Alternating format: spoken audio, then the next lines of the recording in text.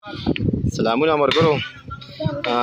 دا بوټ چې کوم دی دا حیا ګل میکلي کې لګېدلی دی. دا سړک د دې دا سړک چې کوم دا ابتدا شوی وه تقریبا ډېر وخت شو دا سړک شوی دی. او دا بوټ چې کوم دی حاجي خالد خان ایم پی ای چې کوم دی لګولی دلته کې خو دا پرېوتی د دې د خلکو چې کوم دی ماشاءالله دا بوټ هلته کې پروت و راواغېست او بیا یې دا ولګو.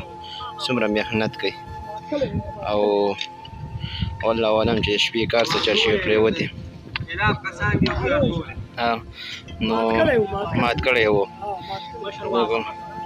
او اوس دا دوی خپل محنت کوي او هغه بوټ یې څنګه سهار را ویلېده نو راواغېسته دا بیا یې ولګو.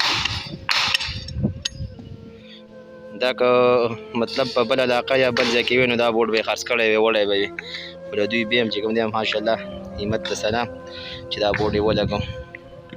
دا څومره خواري ورسره کوي.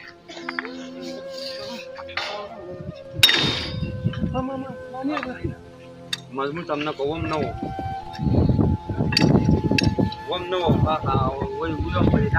دا د سکول سره نږدې بوټ دی حیا ګل میکلي.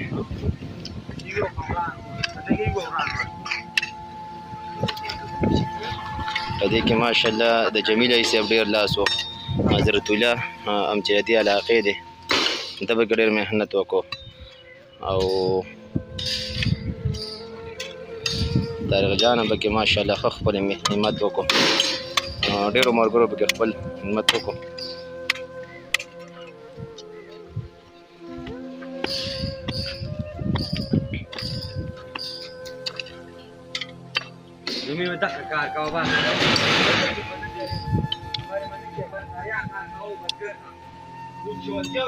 ها ملګري دښمن چې په غلط رنګ کې په مونږ پسې لګیا دی د درو برسنو دغه پوله شوه نن خرچه وپېژنده او زه محمد طارق افضل بنګه شپه تش خدمت د چا په نم څه کاکر کېږم ما یک تنخوا صحیح حمد او ثنا وپېژنده.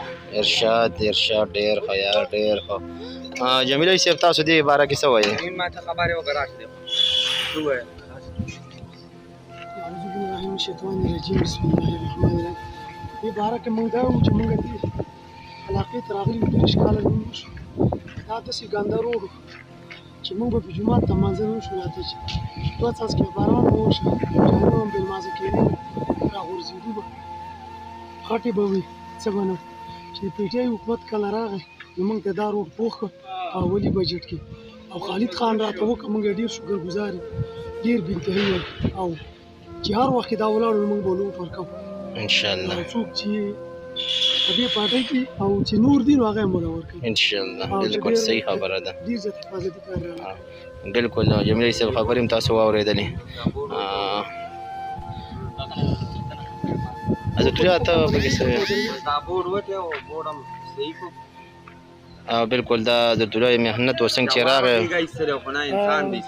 بالکل پرېوتی و او دا بلچوک و دا هم راوړله ماشاءالله ډېر همت یې پکې وکړو. او بل د دې روډ هغه سره داسې بورډ بل لګېدلی و هم چا ایستلی او پټکلی دی اوس وخته پورې پته نه لګي. صحیح شو ډېره مننه خوشحاله دا خو موږ ولیدل نو بس ایښودی یم او اوس هم په دې ځای باندې ولګېد هغه چا پټکلی نشته اوس پورې پته نه لګي.